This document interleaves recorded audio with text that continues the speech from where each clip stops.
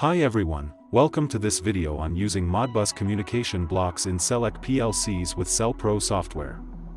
MODBUS is a widely used, open master-slave communication protocol in industrial automation, enabling seamless data exchange between PLCs, sensors, meters, HMIs, and various third-party devices.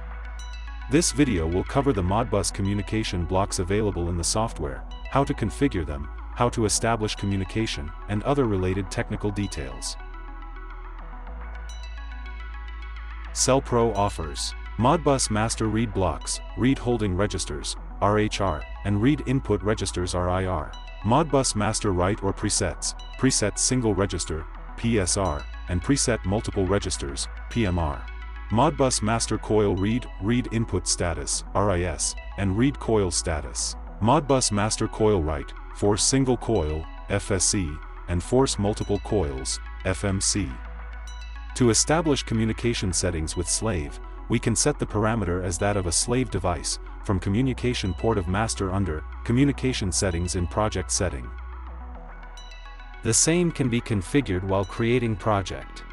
For example, here slave connected device is a Selec MiBRX 96 PLC which is acting as a slave device, with communication parameters as baud rate 19200, parity none, stop bits 2 and word length as 8 with a slave ID as 1.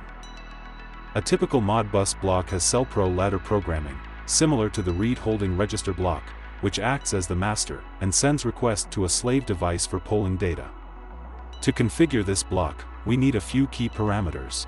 Slave ID, address of the external device on the MODBUS network. Slave address, the actual memory location to read. Length registers, how many 16-bit registers you want to read. Master address, where the PLC will store the received data. Scan rate, what will be the frequency of data polling. Error, which shows communication status for the block.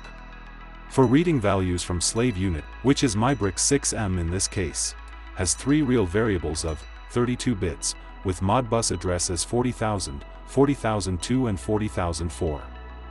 Let's use and configure RHR block in Selpro.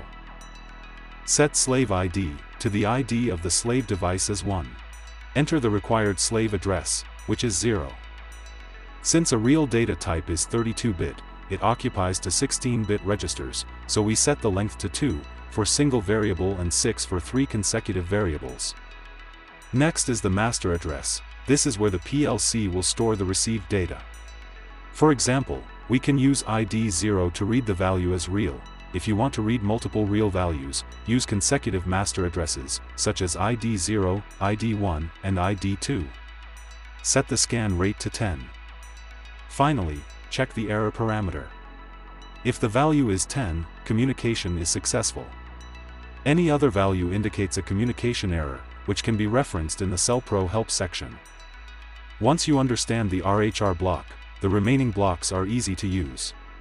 RIR, Read Input Register, used to read input registers. Configuration is similar to RHR. RIS, Read Input Status, used to read the status of multiple discrete inputs in a single request. RCS, Read Coil Status, used to read the status of multiple coils from the slave device. PMR, Preset Multiple Registers, used to write values to multiple register addresses. PSR, Preset Single Register, used to write data to a single register. FMC, Force Multiple Coils, used to turn on or off multiple coils. FSC, Force Single Coil, used to force the state of a single coil. These are all the MODBUS communication blocks available in Selpro. By configuring these blocks correctly, you can easily establish reliable MODBUS communication between Selec PLCs and third-party devices. Thank you for watching. If you want to learn more about Selpro software, PLC programming, product ranges, and technical support, don't forget to check out our other videos. See you in the next one.